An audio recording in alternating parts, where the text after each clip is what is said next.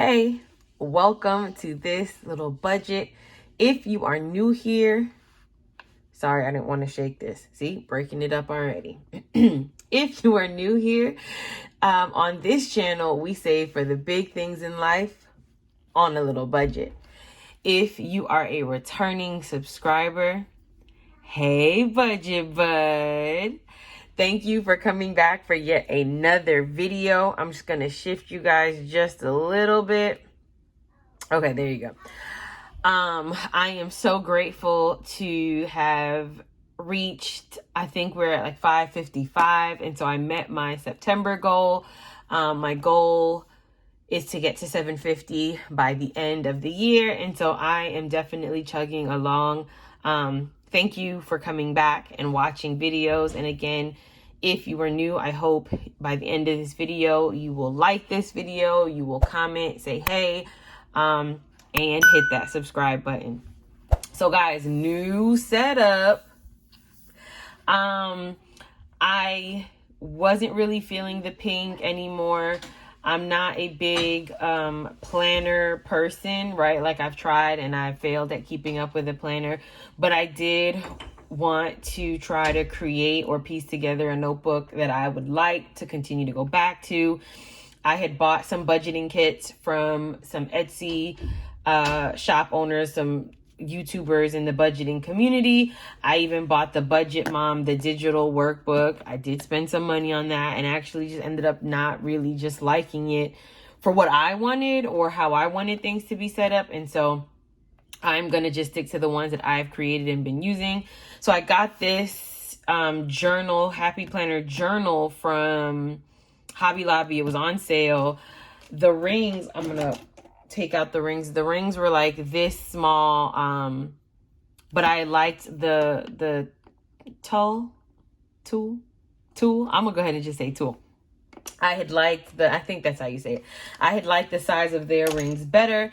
So I pretty much just took the front cover and the back cover. I took the dividers. They had 3 dividers in there. And so I just separated, where my calendars are gonna be. Sorry guys, where my monthly budgets are gonna be. So this is the one for October, and then where September, so where my paycheck, saving challenges, and other things. So okay. So, sorry about that, guys. Wanted to recap my September. My goal for September was 5 no spend days. And as of today, which is the 25th, and so I realized I still have a few days to go. Forgive the whiteout. I was doodling on this before I realized what it was. Testing out pens. I did meet and exceed my goal. I had 1 on Labor Day, 2 on the 9th, the 3rd on the 15th, 14th, another on the 15th, another on the 19th, another on the 21st, and then another on the first day of fall, which is the 22nd. So I'm hoping to finish out the month with no spends other than if I need to get gas, and because I've pretty much depleted all of my cash envelope categories, but no credit card spending. So that is yet another goal being met. So this is just the remainder of my September. Let's go into breaking down the monthly budget for September. So guys, I wanted to show you this first, just to show, and this is the neat rough draft. So I technically do this before I go ahead and put it onto my template. And I do that because I want to give myself a general idea of where my money is going, outside of bills and expenses, because those are fixed expenses that I don't control, and see if there's any wiggle room to play around. If something comes up, I can go back to that sheet and make adjustments and sort of save this one and keep this one really neat. So here is my September paycheck to breakdown template. And then of course I got these little stickers from Oh my goodness, I forgot what it was called. Guys, I will link it down below. I think it's like the Bloom Daily Planner. I could be making that up, but I did purchase their monthly budget stickers. So I got all 12 months plus a few little extras, and I think they're absolutely cute. And I cannot wait to use them on my when I do my monthly spread and on these paycheck spreads. All right, first things first, let's start with the account rollover. So last time we had $70.02 left over. This time around, we have $150.62. So that is including the $70 that we had left over. And then I was able to keep $80 from my last paycheck. I did swipe my card, but I was able to put that money back from various sinking funds, or just make sure I grabbed my sinking funds before I headed out if I knew I was going to get something, primarily for hair appointments and Lauren's birthday. So I'm feeling really good about this. We're still a ways away from building that $750 minimum account buffer, but we're $150 closer. So that's all that matters. So if you are new here, I am a salaried employee that is paid semi-monthly. It's the same amount of days in between checks, maybe give or take a day, maybe, as bi-weekly, except I get paid on the 15th of the month and the very last day of the month. So for September, that would be the 30th. So the amount stays the same every single time, and that is going to be $1,951.77. I like to budget the exact amount. I don't round up or anything like that. And then other is $640.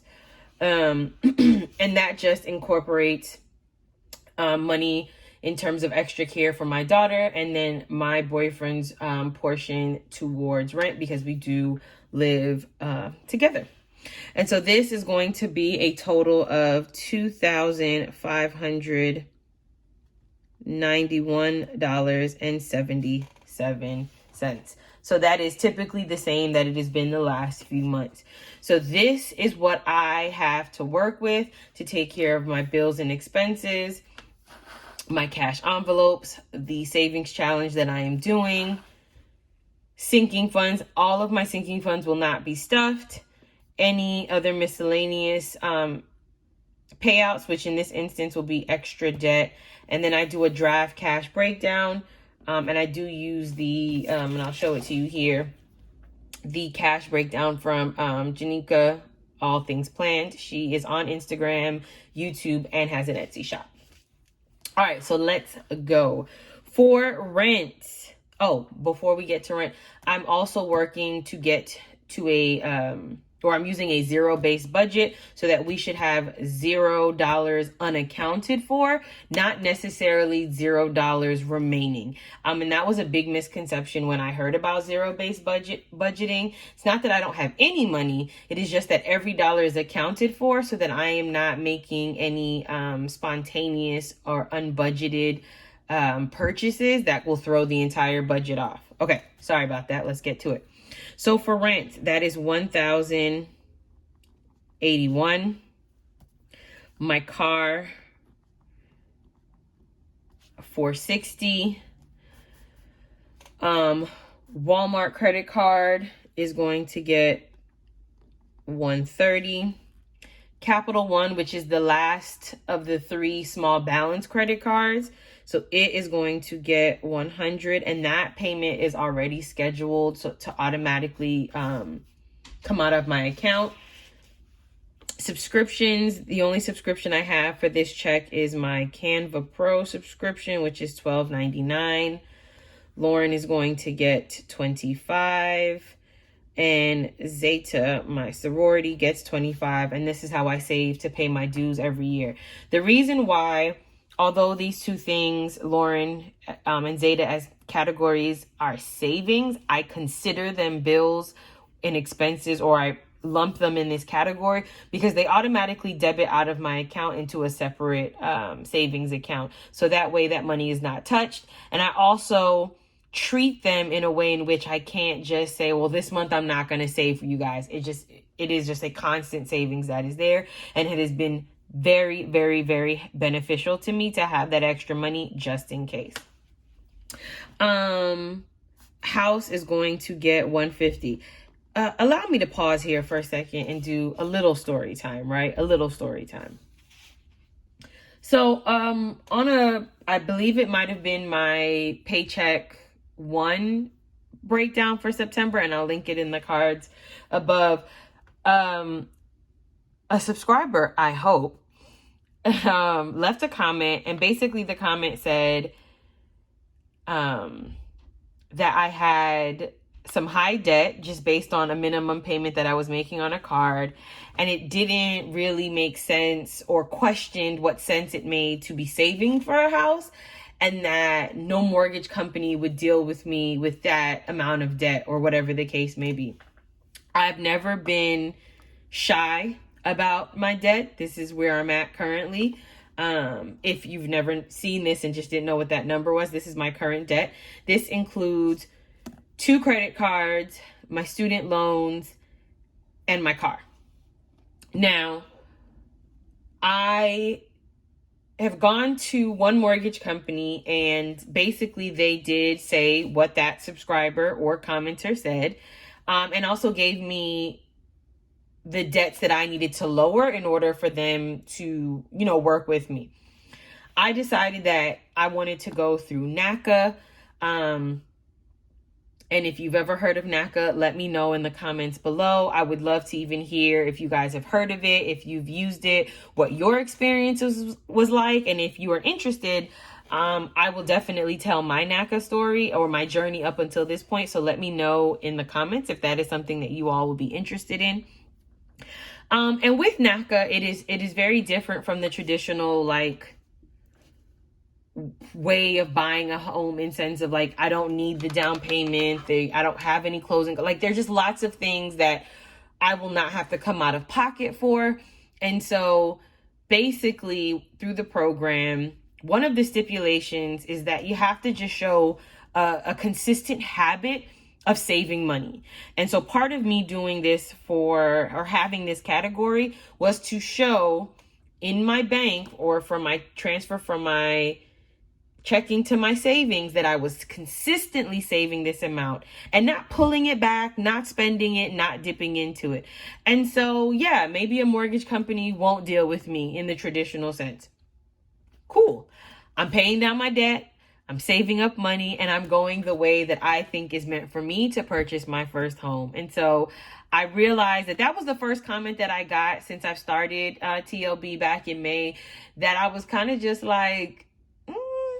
that didn't rub me the right way, right? And it's not because the person was telling the truth, because I do think that they had a valid point, but it was just coming from a perspective of not asking the question to get more information before jumping to that conclusion of no mortgage company will deal with me. Just, gain more information before comments like that are made. Whatever. Sorry about that. But if you all are wondering, yes, I have debt. And yes, I'm trying to purchase a home, but there are lots of programs out there that work with individuals that have debt like me. And yeah, $50,000 is a lot of debt. And I'm working to chop it off at its knees and then at its neck so that I don't have to live that life anymore. But yeah, I will be in a house next year this time. And yeah, that's just what I believe, and what is for me is for me, and I am actively working on making that a reality. But I'm going to bring it back. And so for $10 a week, I am actually not not doing the $10 a week challenge, because as you'll see when I post my October monthly budget, just some major changes in the works. And so I will no longer be stuffing that. So this is going to give me, when I add all of these numbers up, a total of $1,900 $83.99. So now the goal is to get my amount remaining. I'm going to subtract this number from that number, and that is going to give me $607.78. So from that 607, I'm going to break down my cash envelopes. This is the last time that it will look like this. I will be adding household and actively budgeting into household. And then the amounts for spending, food, and miscellaneous will also change. So for groceries, I'm going to be adding $150. Gas gets $50. Spending gets $50. Lauren will get $10. Food gets $30, and miscellaneous gets $5. So this $10, I don't know. No one has ever asked. But if in case you have the question, I consider this a savings, and this $10 is just like spending money. If we go to Target, Dollar Tree, the biggest thing that this is being spent on is the chicken nugget Happy Meal at McDonald's. So I keep that just for her so that when she asks for those things, I'm not having to figure out where it's going to come from. She has her own spending envelope. So this is $295. So this total amount, starting with my first paycheck in October, will be increased to $400. The amount remaining, again, I now subtract $295 from $607.78, and I am left with $312.78.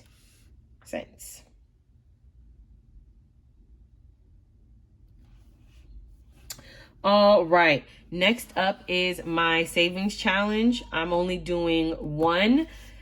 However, I will be starting, and let me show it to you guys really quickly, the Alphabet Savings Challenge, and this will be a total of $351 saved. This came from D versus Debt. I will link her channel down below. I have never met this woman in person, but I just feel like she and I would be really great friends. So D, this one's for you. So I will be starting that, and I'm going to be using my rollover money from my envelopes to fund that. So I think that'll be fun. And she has different amounts also. So if you want to save more money, she has different variations of that same Alphabet challenge.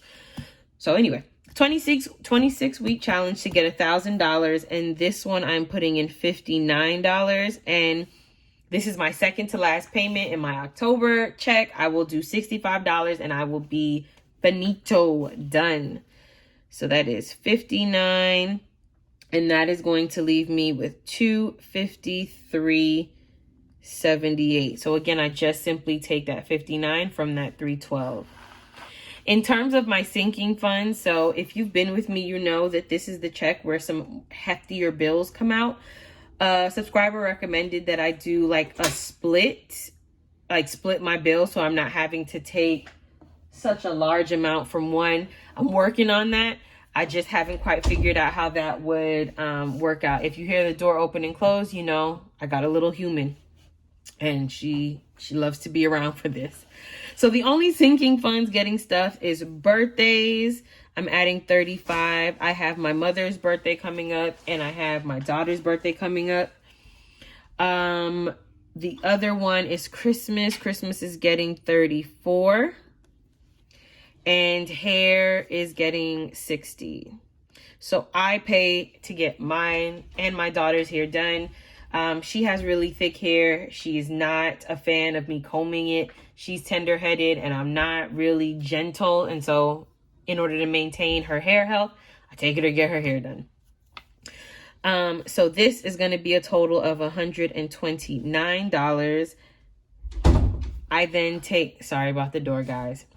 I then take this amount from that 253, and I am left with $124.78. In terms of extra debt payment, so when I make this $100 for that Capital One, I am left with $93 and some change to pay. So I am going to just simply say I'm putting $94 towards that extra debt payment. And I just need my calculator for this really quickly. So from that 124.78, I take away 94. Good. My account buffer, so I intend to leave $30.78 in there. The goal is to add this amount to the 150.62. That is going to take me to 124.78. And when I subtract this 124.78 from this 124.78, I am left with 0 for a zero-based budget. So I've added to my sinking funds. I've allocated money to debt. I've allocated a cushion to my savings account.